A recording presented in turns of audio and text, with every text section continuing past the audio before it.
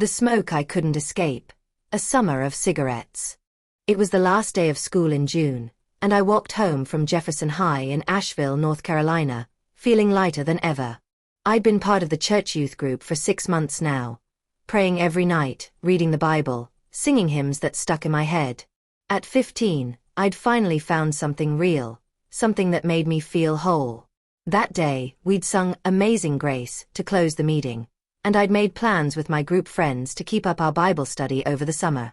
The mile home flew by as I hummed the tune, the sun warm on my face, my sneakers kicking up dust on the quiet road. I couldn't wait for 2 months of peace, time to read, pray, and just be me. That peace shattered the second I opened the front door. The smell hit me like a slap. Stale cigarette smoke, thick and sour, clinging to everything. My mom, Diane, was sprawled on the couch in the living room, a freshly lit Marlboro Red between her fingers, the TV blaring some daytime talk show. She grinned at me, her voice rough. "Hey, kiddo, congrats on finishing the year." I didn't answer, just glared and headed for my room. The happiness drained out of me, replaced by that familiar burn of anger. She'd been smoking since before I was born, and I'd hated it just as long. Lately though, it felt worse, like every puff was a personal attack on everything I'd been building with God. "What's your problem now, Lily?" she called after me, her tone shifting from cheerful to annoyed. I stopped halfway down the hall, fists clenched. "You know what?" I snapped, turning back. "I come home feeling good for once, and all I get is this poison you keep sucking down. It's killing you, Mom, and you don't even care." My voice cracked, louder than I meant it to be. She took a long drag, exhaling a cloud right at me, her eyes narrowing. "Don't start with that holy nonsense again," she said, her words sharp. "I've been smoking since I was 13, longer than you've been alive. I know it's bad, but I'm hooked, and I'm not quitting. You nag me every damn day like you've got all the answers. Give it a rest." She stubbed out the cigarette hard in the ashtray, her movements jerky with frustration. I shook my head and stormed to my room, slamming the door. Lying on my bed, I stared at the ceiling, my Bible unopened on the nightstand. She didn't get it. None of them did. My old friends, the ones I'd grown up with, thought I was boring now, too churchy. I tried to tell them about God, how he'd saved me from feeling lost, but they just laughed. Mom was worse. She didn't even try to understand. I wanted her to see the light, to stop smoking, to live right so we could meet in heaven someday. I'd never touched a cigarette, never would. It was a sin, a fake high that dulled the soul. At youth group, we all agreed, smoking was a trap, and I was proud to stay clean. Dinner was silent. Mom picked at her food, her Marlboro pack sitting by her plate like a dare. I kept my eyes down, too stubborn to apologize for yelling. After, she grabbed her jacket and headed out, probably to her friend Tara's place half a mile away. Tara was her smoking buddy, a loud woman with a gravelly laugh who'd been around since I was little. They'd sit on her porch, chain-smoking and talking trash about life. I didn't care. It gave me quiet. She came back late, the stink of smoke trailing her in. I was in the kitchen grabbing water when she tossed her keys on the counter and lit another Marlboro Red. "Tara's coming over tomorrow," she said, exhaling. "And you're gonna stop with the attitude." "Yeah, sure," I muttered sarcastically. "Back so soon? Run out of cigarettes already?" Her face hardened. "You don't get to judge what you've never tried, Lily. You're so high and mighty. Maybe you should smoke one and see what it's really like before you preach at me." I laughed. Bitter. "Never. I'm not touching that filth. Good night." I slammed my bedroom door again, her words echoing in my head. She wouldn't dare push it, would she? The next morning, I slept in, waking to voices in the living room. Tara's laugh cut through the walls, followed by Mom's low murmur. The smoke smell was already seeping under my door. I groaned, pulling the blanket over my head. I'd planned to spend the day reading Psalms, not dealing with this. Then came the knock, sharp, insistent. "Lily, open up," Tara called, her voice too chipper. It's just me. Can I come in? I sat up, wary. Yeah, I guess. She stepped in, a Marlboro Red glowing between her fingers, Mom hovering behind her. Tara was big, tall and broad, with hands that could crush a can. She smiled, but it didn't reach her eyes. Your mom's been telling me you're making her miserable with all this smoking crap. We're done with it, kid. You hate it so much, but you don't even know what you're hating. I don't need to try it to know it's wrong, I said, crossing my arms. It's poison. Second-hand smoke's bad enough. You should both quit. Mom stepped forward, her face tight. You think it's so easy? If you smoked, you'd get how hard it is to stop. Tara and I decided, you're trying it this summer. Starting now. My stomach dropped. What? No way. I'm not smoking, ever. I stood, backing toward the wall. Tara moved faster, grabbing my shoulder with one meaty hand. Sit down, Lily. You've been a brat about this long enough. She pushed me onto my desk chair, her grip firm. Mom pulled out her Marlboro Reds, shook one free, and lit it with a flick of her lighter. She took a deep drag, then held it out to me. No! I shouted, twisting away. Tara's other hand clamped my arm, pinning me. Mom's eyes were cold. You're doing this, Lily. Take a drag. Inhale it. See what it's like. I shook my head, panic rising. Tara tightened her hold, and Mom leaned in, pressing the filter to my lips. Do it, or we'll make you. I clenched my jaw, but Tara yanked my hair back, sharp enough to sting. Tears pricked my eyes as I gasped, and the cigarette slipped in. Drag, Mom barked.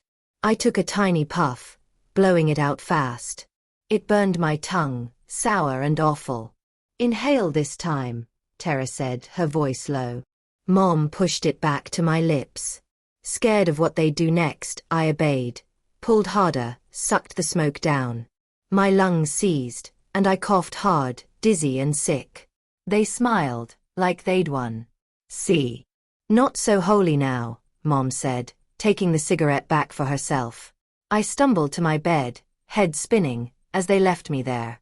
I prayed, begged God to forgive me to stop this, but the nicotine buzz lingered, mocking me. That night at dinner, Tara stayed. They smoked through their meal, and when they finished, Mom slid the pack to me. Your turn, she said. I stared. Frozen. Tara chuckled. Don't make us twist your arm again. I wanted to scream, but the memory of that grip, of the pain, stopped me. Trembling, I took a Marlboro Red, fumbled with the lighter, and lit it. My first drag was shaky, but I inhaled, the smoke hitting smoother this time. They watched, satisfied, as I took 6 more drags, each one easier. Dizzy again, I retreated to my room, hating them, and myself. The next day, they pushed 3 cigarettes on me. I fought at first, locked my door, tried to hold out, but Mom jimmied the lock with a spare key, and Tara dragged me out. You're not winning this, Mom said, lighting one for me. I smoked it, then the next, then the third, my resistance crumbling under their stares. By the 4th day, 4 cigarettes, I stopped locking the door. The dizziness faded. The taste grew familiar. A week in, I hit 6 a day. I'd wake up, and my hands would twitch until I smoked. I hated it, the sin, the stink, but my body didn't care. I'd light a Marlboro Red alone in my room, inhaling deep, watching the smoke curl. Mom noticed. Told you it's not so easy, she said, smirking. I didn't answer, just dragged harder. By mid-July, I was at 10. I'd tried quitting, threw a pack in the trash after praying all night, but by noon, I was digging it out, shaking as I lit one. The craving clawed at me, a need I couldn't pray away. I cried, realizing I couldn't stop. Not yet. Mom and Tara had won, they'd forced it into me, and now it stuck. August came, and I hit 15 a day. I'd smoke with them now. On the porch, Marlboro Reds in hand, the Bible gathering dust. I surrendered, not to them, but to the smoke. I liked the weight of it, the burn, the way it filled the empty spaces. Mom stopped nagging. She'd gotten what she wanted. "You're like me now," she said once, exhaling. I didn't argue. I'd lost God, lost myself, and let the smoke take over. As August stretched on, the humid air clung to me like a second skin. I was up to 15 Marlboro Reds a day, sometimes more if Mom left the pack out. I'd wake up coughing, my throat raw, and reach for one before my eyes even adjusted to the light. The first drag was always the best, sharp and strong, cutting through the haze of sleep, settling my nerves. I'd sit on my bed, window cracked, watching the smoke twist toward the ceiling, the Bible still unopened on my nightstand. I hadn't prayed in weeks. The words felt hollow now, like they belonged to someone else, someone I used to be. Mom noticed the shift. She'd catch me lighting up in the kitchen or sneaking one on the back steps and just nod, like it was normal. "You're getting the hang of it," she said one morning, pouring coffee as I double-pumped a Marlboro Red at the table. Her tone wasn't smug anymore. It was matter of fact, like I'd joined some club she'd been in forever. Tara, over for lunch that day, laughed her gravelly laugh. "Told you she'd come around, Diane. Kids are natural." I glared at her, exhaling through my nose, but didn't argue. What was the point? They'd forced this on me, sure, but now it was mine, whether I liked it or not. The cravings got worse. I'd be fine for an hour, maybe two, then my hands would itch, my chest would tighten, and I'd start pacing. Once I tried holding out, made it to noon without lighting up, determined to prove I could still fight. My head pounded, my mouth went dry, and I snapped at Mom over nothing. By 1, I was tearing through my room for a stray pack, finding one under my bed with 3 cigarettes left. I lit one so fast the lighter singed my thumb, and that first drag hit like water after a drought. I sank to the floor, smoke curling around me, and knew I was done fighting. I didn't just want it. I needed it. School loomed closer, and I dreaded it. My church friends would see me, smell the smoke on my clothes, spot the pack in my bag. I'd spent months preaching purity, bragging I'd never touch a cigarette, and now I was chaining Marlboro Reds like Mom. I thought about quitting before the first day, going cold turkey to reclaim that old lily. I lasted 6 hours, tossed my pack in the creek behind the house, prayed for strength. By dusk, I was back at Tara's, begging for a spare. She handed me a fresh pack of Marlboro Reds, smirking. "Knew you'd be back, kid." I smoked 2 on her porch, hating how good it felt. The night before school started, Mom and I sat on the front steps, a rare quiet between us. She lit a Marlboro Red, passed me the pack. I took one, lit it off hers, and we smoked in sync, long drags, slow exhales, the embers glowing in the dark.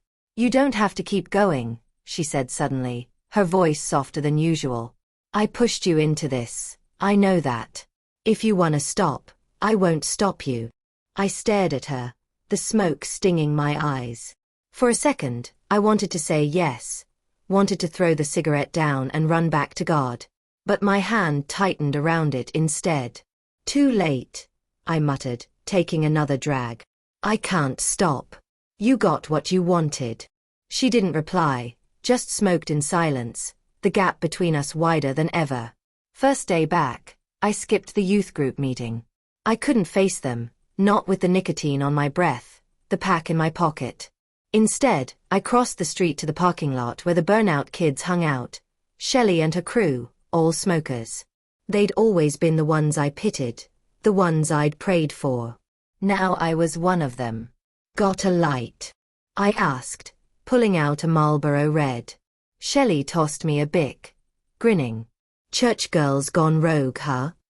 I didn't answer, just lit up and smoked with them, the chatter fading into the buzz of nicotine. By October, I was at 20 a day. I'd smoke before school, during lunch, after class, any chance I got. The Bible stayed closed. My prayers dried up. I'd catch Mom watching me sometimes, a flicker of guilt in her eyes, but she never said it. Tara just laughed, slapping my back like I'd earned a badge. "You're tougher than I thought, Lily." I didn't feel tough, just empty, chained to the Marlboro Reds I couldn't put down. One night, I woke up gasping, my chest tight like something was crushing it. I stumbled to the bathroom, lit a cigarette with trembling hands, and smoked until the panic eased. Staring at my reflection, pale, shadowed eyes, smoke curling around my face, I didn't recognize myself. I'd begged God to save me from this, but he hadn't, or I'd stopped listening. The girl who'd sung hymns was gone, replaced by someone who couldn't go 4 hours without a fix. Thanksgiving came, and Tara hosted. Mom and I sat at a table, plates piled with turkey and gravy, Marlboro Reds burning in the ashtray between us. Tara lit one off the candle centerpiece, passing the pack around like it was dessert. I took mine, smoked through the meal, the buzz blending with the food. Later, sprawled on her couch, I lit another, staring at the ceiling as they talked about nothing. My stash was low, 5 left in my pack, and I felt the familiar twitch. Got any extras? I asked Tara, voice flat. She tossed me a fresh pack of Marlboro Reds. Keep up, kid, she said. I ripped it open, lit one, and let the smoke fill me. That night, back home, I sat on my bed, the new pack beside me. I'd hit 25 today. More than Mom some days. I lit one more, inhaling deep, and watched the smoke drift. I didn't pray anymore. Didn't even try. The Marlboro Reds owned me now, a chain.